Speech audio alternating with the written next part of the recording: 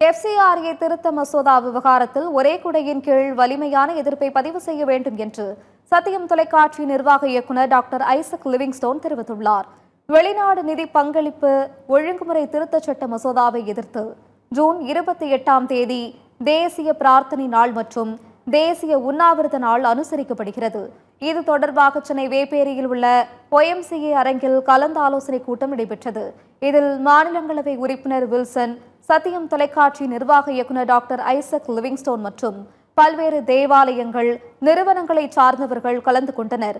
ஆலோசனை கூட்டத்தில் பேசிய சத்தியம் தொலைக்காட்சி நிர்வாக இயக்குநர் டாக்டர் ஐசக் லிவிங்ஸ்டோன் FCRA திருத்த மசோதாவால் ஏற்படும் பாதிப்புகளை குறிப்பிட்டார். சிறுபான்மையினர் நடத்தும் கல்வி நிறுவனங்களுக்கு கட்டுப்பாடுகள் விதிப்பது குறித்து பேசிய டாக்டர் ஐசக் லிவிங்ஸ்டோன், இதுபோன்ற நடவடிக்கைகளுக்கு எதிராக அனைவரும் ஒற்றுமையாக ஒன்றிணைந்திட வேண்டும் என்றும் ஒரே குடையின் கீழ் வலிமையான எதிர்ப்பை பதிவு செய்ய வேண்டும் எனவும் கேட்டுக்கொண்டார். 40,000 FCRA license, 25,000 license has been cancelled by the government.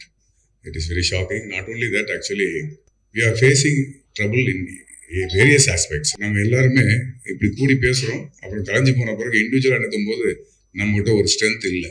நம்ம தனித்தனியாக அதை அப்படியே அக்செப்ட் பண்ணிட்டு அட்ஜஸ்ட் பண்ணிட்டு போயிடுறோம். அப்படி இல்லாமல் என்னுடைய பெரிய ரிக்வெஸ்ட் என்னன்னா, பேசிக்கிட்டே நிறைய குரூப் இருக்காங்க.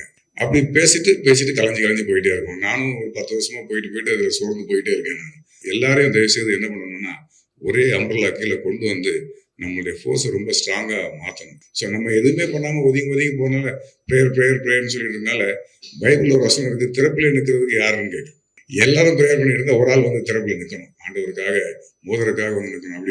அப்படி ஒரு ஸ்டாண்டும் நம்ம எடுத்தாதான் இனிமேல் அடுத்த லெவலுக்கு நம்ம மூவ் பண்ணி போக முடியும் அப்படின்னு சொல்லி நினைக்கிறேன். நம்ம ஒரு கிங்டம் இங்கே ஃபார்ம் பண்ண முடியும். அப்படி பண்ணுறதுக்கு நம்மெல்லாம் ஒன்று சேர்ந்து தைரியமாக வந்து நிற்கணும். FCRA திருத்த மசோதாவுக்கு எதிராக கையெழுத்து இயக்கம் தொடங்கப்பட்டுள்ளதாகவும் இதனை பிரதமரிடம் கொடுத்து மசோதாவை ரத்து செய்ய வலியுறுத்துவோம் என்றும் மாநிலங்களவை திமுக உறுப்பினர் வில்சன் தெரிவித்தார்.